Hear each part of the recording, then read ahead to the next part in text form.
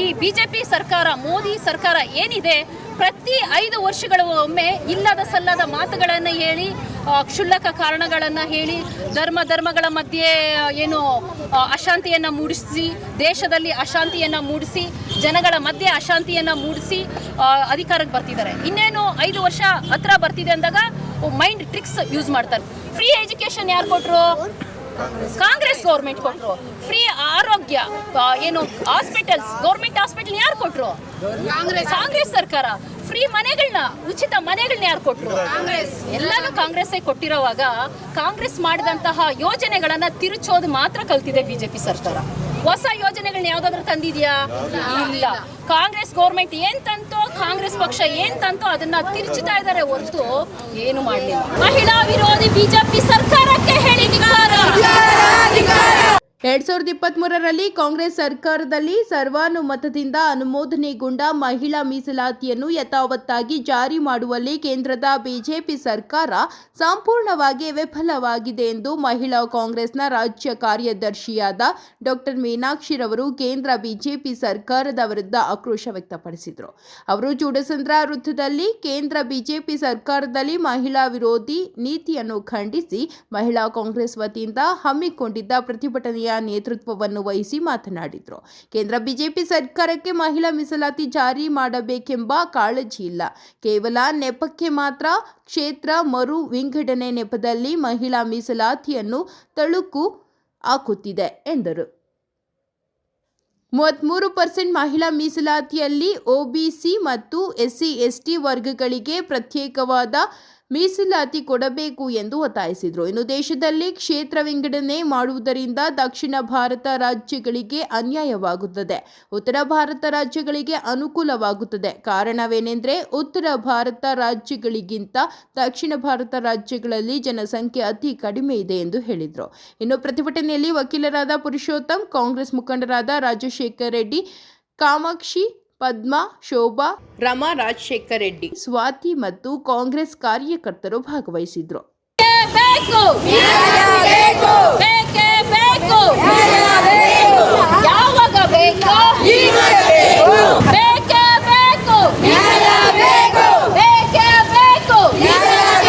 ಮಹಿಳಾ ವಿರೋಧಿ ಬಿಜೆಪಿ ಸರ್ಕಾರಕ್ಕೆ ಹೇಳಿ ಧಿಕ್ಕಾರ.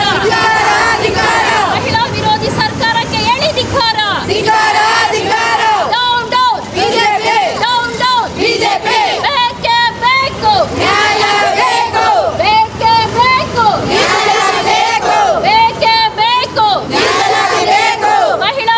ಬಿಜೆಪಿ ಸರ್ಕಾರಕ್ಕೆ ಹೇಳಿ ಧಿಕ್ಕಾರ. ದಕ್ಷಿಣ ರಾಜ್ಯದ ವಿರೋಧಿ ಬಿಜೆಪಿ ಸರ್ಕಾರಕ್ಕೆ ಹೇಳಿ ಧಿಕ್ಕಾರ. ದಕ್ಷಿಣ ರಾಜ್ಯ ವಿರೋಧಿ ಬಿಜೆಪಿಗೆ ಹೇಳಿ ಧಿಕ್ಕಾರ. Down down BJP. ಬೇಕೇ ಬೇಕು, ಬೇಕೇ ಬೇಕು. ಯಾವಾಗ ಬೇಕೋ, ಯಾವಾಗ ಬೇಕೋ, ಬೇಕೇ ಬೇಕು.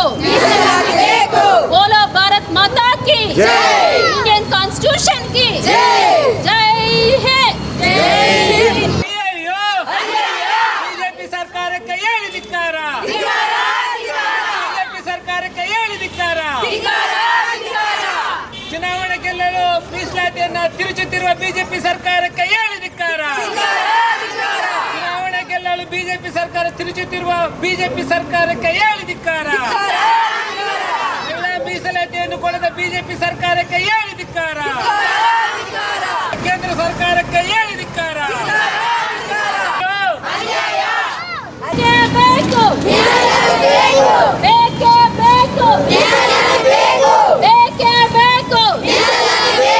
ಮಹಿಳಾ ಮೀಸಲಾತಿ ವಿರೋಧಿ ಸರ್ಕಾರ ಕೇಳಿ ಧಿಕ್ಕಾರ. ಬಿಜೆಪಿ ಸರ್ಕಾರ ಕೇಳಿ ಧಿಕ್ಕಾರ.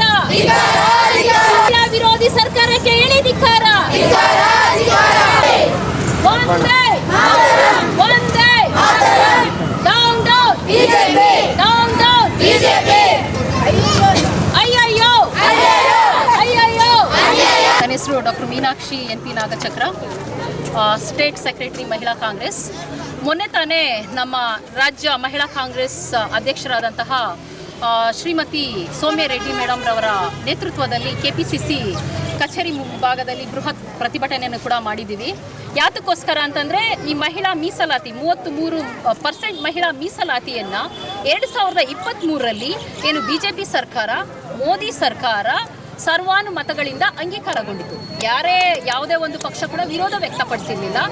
ಸುಮಾರು ಈಗ 2023ರಿಂದ ಇಲ್ಲಿವರೆಗೆ 40 ತಿಂಗಳಾಗ್ತಿದೆ, ಇಲ್ಲಿವರೆಗೂ ಇಂಪ್ಲಿಮೆಂಟ್ ಮಾಡಲಿಲ್ಲ.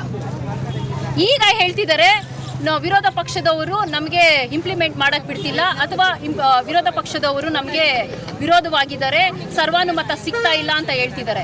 2023ರಲ್ಲಿ ಇಂಪ್ಲಿಮೆಂಟ್ ಮಾಡಬೇಕಾಗಿದ್ದಂಥ ಮಸೂದೆಯನ್ನು ಇಲ್ಲಿವರೆಗೂ ಯಾಕೆ ಮಾಡಲಿಲ್ಲ, ಯಾಕೆ ಜಾರಿಗೆ ಮಾಡಲಿಲ್ಲ ಅಂದರೆ ಮಹಿಳೆಯರನ್ನ ಅವರ ಮನಸ್ಸನ್ನು ಗೆಲ್ಲೋದಕ್ಕೆ ಸುಮ್ಮನೆ ಮಾಡಿದ್ರ BJP ಸರ್ಕಾರ 2023ರಲ್ಲಿ ಮಹಿಳಾ ಮೀಸಲಾತಿ 33% ತರಬೇಕು ಅಂತ ಇದೇ ಇರಬೇಕು. ಯಾಕಂದರೆ ಈ BJP ಸರ್ಕಾರ, ಮೋದಿ ಸರ್ಕಾರ ಏನಿದೆ, ಪ್ರತಿ 5 ವರ್ಷಗಳ ಒಮ್ಮೆ ಇಲ್ಲದ ಸಲ್ಲದ ಮಾತುಗಳನ್ನು ಹೇಳಿ, ಕ್ಷುಲ್ಲಕ ಕಾರಣಗಳನ್ನು ಹೇಳಿ, ಧರ್ಮಗಳ ಮಧ್ಯೆ ಏನು ಅಶಾಂತಿಯನ್ನು ಮೂಡಿಸಿ, ದೇಶದಲ್ಲಿ ಅಶಾಂತಿಯನ್ನು ಮೂಡಿಸಿ, ಜನಗಳ ಮಧ್ಯೆ ಅಶಾಂತಿಯನ್ನು ಮೂಡಿಸಿ ಅಧಿಕಾರಕ್ಕೆ ಬರ್ತಿದ್ದಾರೆ. ಇನ್ನೇನು 5 ವರ್ಷ ಹತ್ರ ಬರ್ತಿದೆ ಅಂದಾಗ ಮೈಂಡ್ ಟ್ರಿಕ್ಸ್ ಯೂಸ್ ಮಾಡ್ತಾರೆ. 2014ರಲ್ಲಿ ನಮಗೆಲ್ಲ ಗೊತ್ತಿದ್ದಂಗೆ ಏನು ಮೋದಿ ಅವರು ಪ್ರಚಾರಕ್ಕೆ ಬಂದಾಗ, ಕಾಂಗ್ರೆಸ್ ಗೌರ್ಮೆಂಟ್ ಬಂದಾಗ್ಲಿಂದ ಇಷ್ಟು ವರ್ಷಗಳಿಂದ ಏನು ಪೆಟ್ರೋಲ್ ಜಾಸ್ತಿ ಆಗಿಬಿಟ್ಟಿದೆ, ಡೀಸೆಲ್ ಜಾಸ್ತಿ ಆಗಿಬಿಟ್ಟಿದೆ, ಗ್ಯಾಸ್ ಬೆಲೆ ಜಾಸ್ತಿ ಆಗಿಬಿಟ್ಟಿದೆ, ಕಪ್ಪು ಹಣ ಬೇರೆ ದೇಶಕ್ಕೆ ಹೋಗಿ, ನಮ್ಮ ದೇಶದ ಕಪ್ಪು ಹಣ ಬೇರೆ ದೇಶಕ್ಕೆ ಹೋಗಿದೆ, ನೀವು ನನ್ನ ಅಧಿಕಾರಕ್ಕೆ ತಂದರೆ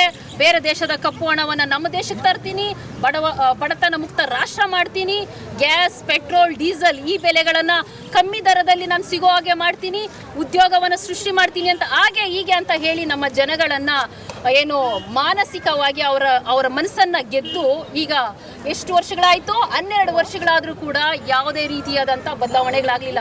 ಪೆಟ್ರೋಲ್ ಬೆಲೆ ಕಮ್ಮಿ ಆಯ್ತಾ? ಬಂಧುಗಳ ಡೀಸೆಲ್ ಬೆಲೆ ಕಮ್ಮಿ ಆಯ್ತಾ? ಮಹಿಳೆಯರಿದ್ರಲ್ಲೆಲ್ಲಾನು ಗ್ಯಾಸ್ ಬೆಲೆ ಎಷ್ಟಾಗಿದೆ ಇವತ್ತು? ಆವಾಗ 350-360 ಇದ್ದಂಥ ಗ್ಯಾಸ್ ಬೆಲೆ ಇವತ್ತು 1000 ಎಷ್ಟಾಗಿದೆ? 1100 ರೂಪಾಯಿ ಆಗಿದೆ. ಕಡಿಮೆ ಮಾಡಿದಾರಾ? ಹಾಗಾದ್ರೆ ಇವ್ರು ನಮ್ಮ ಜೊತೆ ಏನು ಆಟ ಆಡ್ತಿದಾರ? ಇವರು ಅವ್ರು ಹೇಳಿದ ಮಾತು ನಡ್ಕೋಬೇಕಾಗಿತ್ತು ತಾನೆ. ಅಂದ್ರೆ ಇವರ ಸರ್ಕಾರ ಇರಬೇಕು ಅಂತೇಳಿ ನಮ್ಮ ಜನಗಳ ಜೊತೆ ಆಟ ಆಡ್ತಾ ಇದ್ದಾರೆ. ಇನ್ನು 2019 ತಗೊಂಡಾಗ ಪುಲ್ವಾಮಾ ಅಟ್ಯಾಕ್ ಒಂದು ಘಟನೆಯನ್ನ ಇಟ್ಕೊಂಡು ನಾವೇ ದೇಶಭಕ್ತರು, ನಾವು ದೇಶವನ್ನ ಪ್ರೊಟೆಕ್ಟ್ ಮಾಡ್ತೀವಿ ಅಂತ ಇಲ್ಲದ ಸಲ್ಲದ ಮಾತುಗಳನ್ನು ಹೇಳಿದ್ರು. ಇವರು ದೇಶಭಕ್ತರು ಅನ್ನೋದಕ್ಕೆ ಸ್ವತಂತ್ರ ಸಂಗ್ರಾಮದಲ್ಲಿ ಯಾರಾದ್ರೂ ಪಾಲ್ಗೊಂಡಿದಾರಾ? ಬ್ರಿಟಿಷರ್ ಬೂಟ್ ಕಾಲೇ ತಿಂದಿದಾರಾ? ಜೈಲ್ ಸೇರಿದಾರಾ? ಮತ್ತೆ ಇವರು ದೇಶಭಕ್ತರಾಗೋಕೆ ಹೇಗೆ ಸಾಧ್ಯ? ದೇಶಭಕ್ತರಾದ್ರೆ ಸ್ವತಂತ್ರ ಸಂಗ್ರಾಮದಲ್ಲಿ ಪಾಲ್ಗೊಳ್ಬೇಕಲ್ವಾ?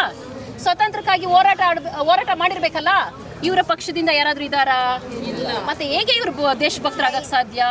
2019 ಚುನಾವಣೆಯನ್ನು ಕೂಡ ಏನು ಈ ಒಂದು ಪುಲ್ವಾಮಾ ಅಟ್ಯಾಕ್ ಈ ಘಟನೆಯನ್ನು ಮುಂದಿಟ್ಕೊಂಡು ನಾವು ದೇಶಭಕ್ತರು, ಬೇರೆ ಪಕ್ಷದವರು ದೇಶದ ವಿರೋಧಿಗಳ ಅಂತ ಹೇಳಿ ಜನಗಳಿಗೆ ಇಲ್ಲದ ಸಲ್ಲದ ಮಾತುಗಳನ್ನು ಹೇಳಿ ಏನು ಮಾಡಿದ್ರು, ಮತ್ತೆ ಅಧಿಕಾರಕ್ಕೆ ಬಂದರು. ಇನ್ನು 2024ರಲ್ಲಿ ಜಾತಿಗಳ ಮಧ್ಯೆ, ಧರ್ಮಗಳ ಮಧ್ಯೆ ಅಶಾಂತಿಯನ್ನ ಮೂಡಿಸಿ, ಭೇದ ಭಾವಗಳನ್ನ ಮೂಡಿ, ದೇಶದಲ್ಲಿ ಅಶಾಂತಿಯನ್ನ ಕಲಕಿ ಒಂದು ಧರ್ಮದ ಆಧಾರದ ಮೇಲೆ ಅಧಿಕಾರಕ್ಕೆ ಬಂದ್ರು ಅಲ್ವಾ? ಧರ್ಮದ ಆಧಾರದ ಮೇಲೆ ಅಧಿಕಾರಕ್ಕೆ ಬಂದ್ರು. ಏನು ಇಂಪ್ಲಿಮೆಂಟ್ಸ್ ಇಲ್ಲಿವರೆಗೂ ಮಹಿಳಾ ಸಬಲೀಕರಣಗಳು ಆಗ್ಲೇ ಇಲ್ಲ. ಮಹಿಳಾ ಸಬಲೀಕರಣ ಅಲ್ಲ, ಯಾವ ಸಬಲೀಕರಣನೂ ಆಗಲಿಲ್ಲ, ಎಂಪ್ಲಾಯ್ಮೆಂಟ್ ಆಗಲಿಲ್ಲ, ಇನ್ನೊಂದು ಏನೂ ಆಗಲಿಲ್ಲ. ಇದ್ದಂಥ ಗೌರ್ಮೆಂಟ್ ಎಂಪ್ಲಾಯೀಸ್ಗಳನ್ನ, ಗೌರ್ಮೆಂಟ್ ಸೆಕ್ಟರ್ಸ್ನೆಲ್ಲ ಕೂಡ ಏನು ಮಾಡಿದ್ರು? ಪ್ರೈವೇಟೈಸೇಷನ್ ಮಾಡಿದ್ರು. ಪ್ರೈವೇಟೈಸೇಷನ್ ಮಾಡಿದ್ರೆ SC ST OBC ಅವ್ರು ಎಲ್ಲಿ ಹೋಗ್ಬೇಕು? ಕಾಂಪೀಟ್ ಮಾಡೋಕ್ಕಾಗುತ್ತಾ? ಇಲ್ಲ. ಯಾಕೆ ಮಾಡಿದ್ರು ಅಂದರೆ ಇವರ ಒಂದು ಹುನ್ನಾರನೇ ಬೇರೆ ಇದೆ. ಇವರಿಗೇನು ಮೊದಲನೇ ಸ್ಥಿತಿಯಲ್ಲೇ ಹೋಗಬೇಕು. ಭಾರತದ ಏನು ಈ ಜನಾಂಗ ಇದ್ದಾರೆ, SC ST OBC ಮಹಿಳೆಯರು, ಅಲ್ಪಸಂಖ್ಯಾತರು ಯಾವುದೇ ಒಂದು ಒಳ್ಳೆ ಹುದ್ದೆಗಳಲ್ಲಿ ಇರಬಾರ್ದು. ಈ ಒಂದು ಪ್ರೈವೇಟೈಸೇಷನ್ ಮಾಡಿದ್ರೆ ಎಲ್ಲ ಗೌರ್ಮೆಂಟ್ ಸೆಕ್ಟರ್ಗಳು ಪ್ರೈವೇಟೈಸೇಷನ್ ಆದರೆ ಅವರೆಲ್ಲ ಮತ್ತೆ ಹೊರಗಡೆ ಬರ್ತಾರೆ. ನೆಕ್ಸ್ಟ್ ಜನ್ರೇಷನ್ಗೆ ಎಂಪ್ಲಾಯ್ಮೆಂಟ್ ಸಿಗಲಿಲ್ಲ ಅಂದರೆ ಏನಾಗ್ತಾರೆ? ಯಥಾಸ್ಥಿತಿ. ಮತ್ತೆ ಕೆಲಸಗಳು ಸಿಗದಿರಾ ಏನಾಗ್ತಾರೆ? ಹಿಂದಿನ ಸ್ಥಿತಿಗೆ ಹೋಗ್ಲಿ. ಚುನಾವಣೆ ಕಾರ್ಯತಂತ್ರ ಅಂತೀರಾ? ಹೌದು, ಇದು ಒಂದು ಚುನಾವಣೆ ಮುಂದೆ ಬರ್ತಿದೆ, ಹಾಗಾಗಿನೇ ಈ ಒಂದು ಟ್ರಿಕ್ ಆಡ್ತಿದ್ದಾರೆ. ಕಾಂಗ್ರೆಸ್ಗೆ ಅರ್ಥ ಮಾಡಕ್ ಸಾಧ್ಯ ಆಗಿದೆ ಸರ್. ಯಾಕೆ ಆಗ್ತಿಲ್ಲ? ಕಾಂಗ್ರೆಸ್ ಗೌರ್ಮೆಂಟು ಏನು ಮಹಿಳಾ ಪರ ಇದ್ದಿದ್ದಕ್ಕೋಸ್ಕರನೇ 33% ಮಹಿಳಾ ಮೀಸಲಾತಿಯನ್ನ ಮಾಡ್ತಾ ಇದ್ದೀವಿ. ನಮ್ಮ ಜನಗಳು ಏನಂತಂದ್ರೆ ಧರ್ಮ ಅಂತ ಮುಂದೆ ಹೋಗ್ತಿದ್ದಾರೆ. ಇದು ಯಾಕಂದ್ರೆ ಭಾರತ ದೇಶ ಪ್ರಜಾಪ್ರಭುತ್ವ ದೇಶ. ಇಲ್ಲಿ ಪ್ರತಿಯೊಬ್ಬರಿಗೂ ಬದುಕುವ ಅವಕಾಶ ಇದೆ. ಇಲ್ಲಿ ಪ್ರತಿಯೊಬ್ಬರು ಸಮಾನರು. ಪ್ರತಿ ಧರ್ಮ, ಹಿಂದೂ ಧರ್ಮ, ಮುಸ್ಲಿಂ, ಕ್ರಿಶ್ಚಿಯನ್ ಎಲ್ಲ ಧರ್ಮಗಳು ಸಮ ಅಂತ ಹೇಳಿ ಕಾಂಗ್ರೆಸ್ ಸರ್ಕಾರ ಎಲ್ಲರನ್ನೂ ಒಟ್ಟುಗೂಡಿಸ್ತಾ ಇದೆ. ಆದರೆ ಬಿಜೆಪಿ ಸರ್ಕಾರ, ಮೋದಿ ಸರ್ಕಾರ ಇದು ಹಿಂದೂ ರಾಷ್ಟ್ರ ಅಂತ ಹೇಳ್ತಿದ್ರೆ, ಸ್ವಾಮಿ ಇದು ಹಿಂದೂ ರಾಷ್ಟ್ರ ಅಲ್ಲ, ಇದು ಜಾತ್ಯತೀತ ರಾಷ್ಟ್ರ. ಸಂವಿಧಾನ, ಭಾರತದ ಸಂವಿಧಾನ ಪ್ರತಿಯೊಬ್ಬರಿಗೂ, ಪ್ರತಿ ಧರ್ಮಕ್ಕೂ ಕೂಡ ಒಂದು ಈಕ್ವಲ್ ಸ್ಟೇಟಸ್ ಕೊಟ್ಟಿದೆ. ಪ್ರತಿಯೊಬ್ಬರಿಗೂ ಬದುಕೋ ಅವಕಾಶ ಕೊಟ್ಟಿದೆ. ಹಾಗಾಗಿ ಏನು ನಮ್ಮ ಕಾಂಗ್ರೆಸ್ ಪಕ್ಷ ಇದು ಯಾವುದೇ ರೀತಿಯಾದಂಥ ಈ ಹಿಂದೂ ರಾಷ್ಟ್ರ ಅಂತ ಹೇಳಿ ಹೋಗ್ತಾ ಇಲ್ಲ. ನಾವೆಲ್ಲ ಒಂದೇ ಅಂತ ಹೋಗ್ತಿದ್ದಾರೆ. ಈಗ ಈ ಒಂದು ಹಿಂದೂ ರಾಷ್ಟ್ರ ಕಾನ್ಸೆಪ್ಟ್ ಇಟ್ಕೊಂಡು, ಹಿಂದುತ್ವ ಅಂತ ಕಾನ್ಸೆಪ್ಟ್ ಇಟ್ಕೊಂಡು ಯೂತ್ ಮೈಂಡ್ಗಳನ್ನ ಗ್ರ್ಯಾಬ್ ಮಾಡಿದ್ದಾರೆ. ಸೊ ಹಂಗಾಗಿ ಕಾಂಗ್ರೆಸ್ ಗೌರ್ಮೆಂಟು ಹಿಂದೆ ಆಗಿದೆ ಅಂತ ಹೇಳಕ್ಕೆ ಇಷ್ಟಪಡ್ತೀನಿ. ಯಾಕಂದರೆ ಜನಗಳು ಇಷ್ಟು ವರ್ಷಗಳಿಂದ ಕೊಟ್ಟಂಥ ಕಾಂಗ್ರೆಸ್, ಈಗ ಎಜುಕೇಷನ್ ಆಗಿರ್ಬೋದು, ಫ್ರೀ ಎಜುಕೇಷನ್ ಯಾರು ಕೊಟ್ಟರು? ಕಾಂಗ್ರೆಸ್ ಗೌರ್ಮೆಂಟ್ ಕೊಟ್ಟರು. ಫ್ರೀ ಆರೋಗ್ಯ, ಏನು ಹಾಸ್ಪಿಟಲ್ಸ್, ಗೌರ್ಮೆಂಟ್ ಹಾಸ್ಪಿಟಲ್ ಯಾರು ಕೊಟ್ಟರು?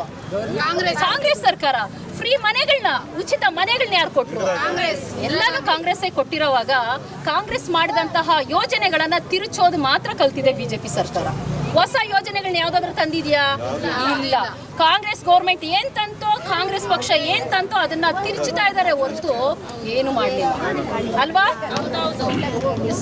ಸೊ ನಮ್ಮ ಮನವಿ ಇಷ್ಟೇನೆ, ಕಾಂಗ್ರೆಸ್ ಸರ್ಕಾರ ಯಾವತ್ತು ಮಹಿಳಾ ವಿರೋಧಿ ಅಲ್ಲ, ಮಹಿಳೆಯರ ಪರ. ಯಾಕಂದ್ರೆ ಆಗ್ಲಿಂದ ಈಗಲಿನವರೆಗೂ ಪಂಚಾಯತ್ ಟು ಪಾರ್ಲಿಮೆಂಟ್ ಕಾನ್ಸೆಪ್ಟ್ ಏನು ದಿವಂಗತ ರಾಜೀವ್ ಗಾಂಧಿಯವರ ಕನಸಾಗಿತ್ತು, ಅದು ನನಸಾಗಿದೆ ಕೂಡ. ಪಂಚಾಯತ್ ಏನು ಗ್ರಾಮ ಪಂಚಾಯತಿ, ತಾಲೂಕ್ ಪಂಚಾಯತಿ, ಜಿಲ್ಲಾ ಪಂಚಾಯತಿಗಳಲ್ಲಿ 33% ಮೀಸಲಾತಿ ಇದೆ. ಎಲ್ಲರಿಗೂ ಗೊತ್ತಿದ್ದಂಗೆ ಮುಂದಿನ ಹಂತಗಳಲ್ಲಿ ಏನು ರಾಜ್ಯಸಭೆಗಳಲ್ಲಿ, ಲೋಕಸಭೆಗಳಲ್ಲಿ ಕೂಡ ಇಂಪ್ಲಿಮೆಂಟ್ ಮಾಡಬೇಕಾಗಿತ್ತು. ಇದಕ್ಕೆ ಉದಾಹರಣೆ 2010ರಲ್ಲಿ ಕಾಂಗ್ರೆಸ್ ಪಕ್ಷ ಅಧಿಕಾರದಲ್ಲಿತ್ತು. ಆಗ ಮಂಡನೆ ಮಾಡಿದಾಗ ಆ ಮಸೂದೆ ಬಿತ್ತು. ಯಾಕೆ ಅಂದರೆ ಒಳ ಮೀಸಲಾತಿ ಬೇಕು ಅಂತೇಳಿ. ಹಾಗಾಗಿ ಅದು ಸ್ಟ್ಯಾಗ್ನೆಂಟ್ ಆಗಿತ್ತು. ಇದನ್ನ ಮುಂದುವರಿಸಿದ್ದಾರೆ. ಇನ್ನೇನು ಇದು 2028-29ಕ್ಕೆ ಚುನಾವಣೆ ಬರ್ತಿದೆಯಲ್ಲ, ಏನೋ ಒಂದು ಆಟ ಆಡಬೇಕಲ್ಲ.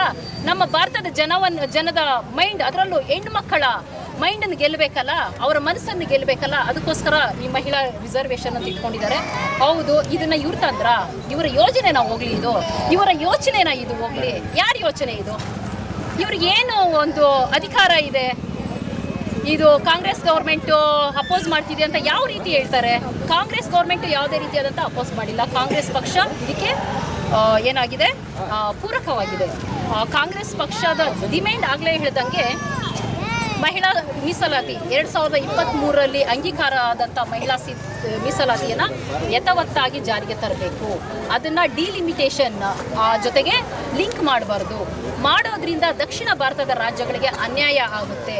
ಮತ್ತು ಈ ಏನು 33% ಮಹಿಳಾ ಮೀಸಲಾತಿಯನ್ನು SC ST OBCಗಳಿಗೂ ಕೂಡ ಹಂಚಿಕೆ ಆಗಬೇಕು, ಸಮಾನವಾಗಿ ಹಂಚಿಕೆ ಆಗಬೇಕು ಅಂತ ಕಾಂಗ್ರೆಸ್ ಗೌರ್ಮೆಂಟ್ ಡಿಮ್ಯಾಂಡ್ ಮಾಡ್ತಿದೆ. ಅಷ್ಟೇ, ಮಹಿಳಾ ವಿರೋಧಿ ಅಲ್ಲ ಅಂತ ಹೇಳ್ತಾ ಭಾರತಾದ್ಯಂತ ಕಾಂಗ್ರೆಸ್ ಸರ್ಕಾರ ಅಥವಾ ಮಹಿಳಾ ಯೂತ್ ಕಾಂಗ್ರೆಸ್ ಅಥವಾ ಯೂತ್ ಕಾಂಗ್ರೆಸ್ನವರು ಪ್ರತಿಭಟನೆ ದೇಶಾದ್ಯಂತ ನಡೆಸ್ತಿದ್ದಾರೆ.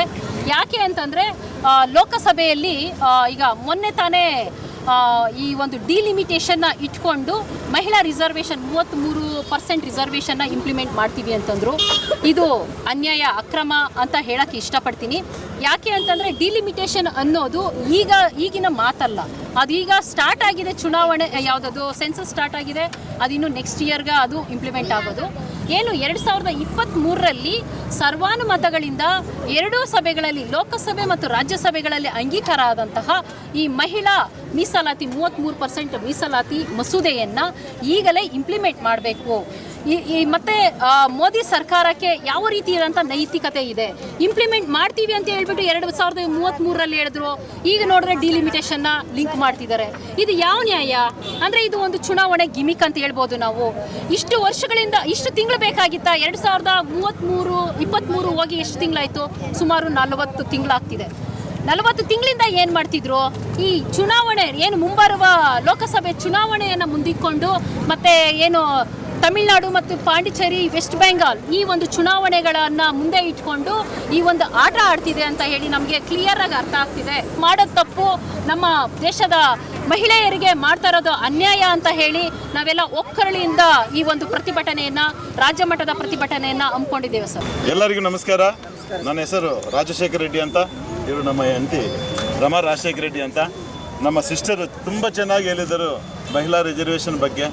ಮಹಿಳಾ ರಿಸರ್ವೇಷನ್ ಅಂದರೆ ಮೊದಲು ನಮ್ಮ ಕರ್ನಾಟಕದಲ್ಲಿ ನಾವು ಕರೆಕ್ಟಾಗಿ ಇಂಪ್ಲಿಮೆಂಟ್ ಮಾಡ್ತಾ ಇದ್ದೀವಿ. ನಮ್ಮ ಸರ್ಕಾರ, ನಮ್ಮ ಸಿದ್ದರಾಮಯ್ಯನ ಸರ್ಕಾರ ಇವತ್ತು ನಮ್ಮ GPA ಚುನಾವಣೆಯಲ್ಲಿ 50% ಮೀಸಲಾತಿ ಕೊಟ್ಟಿದೆ. ಈಗ ಈ BJPನವರು ಮಾಡ್ತಾ ಇರೋದು ಈ ರಾಜಕಾರಣ ಕೇವಲ ಚುನಾವಣೆ ಬರ್ತಾ ಇದೆ. ಚುನಾವಣೆ ಅಂದರೆ ಈ 5 ರಾಜ್ಯದಲ್ಲಿ ಈಗ ಚುನಾವಣೆ ನಡೀತಾ ಇದೆಯಲ್ಲ, ಅದರಿಂದ ನಾವು ಲಾಭ ಆಗಬೇಕು. ಏಕೆಂದರೆ ಈಗ ಎಲ್ಲ ಸರ್ವೆಗಳಲ್ಲಿ ಅವರು ಬಿದ್ದೋದ್ರು. ಈಗ ಹೆಂಗೆ ಎದ್ದೇಳಬೇಕು, ಅವ್ರದ್ದೇ ಕಾರಣ, ರಾಜಕಾರಣ. ಅದರಿಂದ ನಮ್ಮ ಸಿಸ್ಟರ್ ಮೀನಾಕ್ಷಿ ಹೇಳಿದ್ದವರು 100% ನಮ್ಮ ಮಹಿಳಾ ಮೀಸಲಾತಿ ಬಗ್ಗೆ, ಮಹಿಳಾ ಸಾಧಿಕಾರತೆ ಬಗ್ಗೆ ಎಲ್ಲ ಹೇಳಿದರು. ಇಷ್ಟೇ ನನ್ನ ಮಾತುಗಳು ಮುಗಿಸ್ತಾ ಇದ್ದೀನಿ. ವಿಷಯ ಏನಂದರೆ, ನಮ್ಮ ಮೀನಾಕ್ಷಿ ಮೇಡಮು ಇಷ್ಟೊತ್ತು ಪ್ರತಿಭಟನೆ ನಡೆಸಿದ್ರು. ಅವ್ರ ಜೊತೆ ನಾವು ಕೂಡಿ ಪ್ರತಿಭಟನೆ ನಡೆಸಿದ್ದೀರಿ. ಅವ್ರ ಹೋರಾಟ ಏನಿದೆ ಅದು ನೆರವೇರಬೇಕು ಅನ್ನೋ ನಮ್ಮ ಕೋರಿಕೆ ಎಲ್ಲರದ್ದು. 33% ಅದು ನಮಗೆ ಸಿಗಬೇಕು ಅನ್ನೋ ಒಂದು ಕಾರಣಕ್ಕೋಸ್ಕರ ನಾವು ಈ ಹೋರಾಟನ ನಡೆಸ್ತಾ ಇದ್ದೀರಿ. ಇದು ಖಂಡಿತವಾಗ್ಲೂ ಇದಕ್ಕೆ ನ್ಯಾಯ ಸಿಗಲೇಬೇಕು ಅನ್ನೋದು ನಮ್ಮ ಬೇಡಿಕೆ.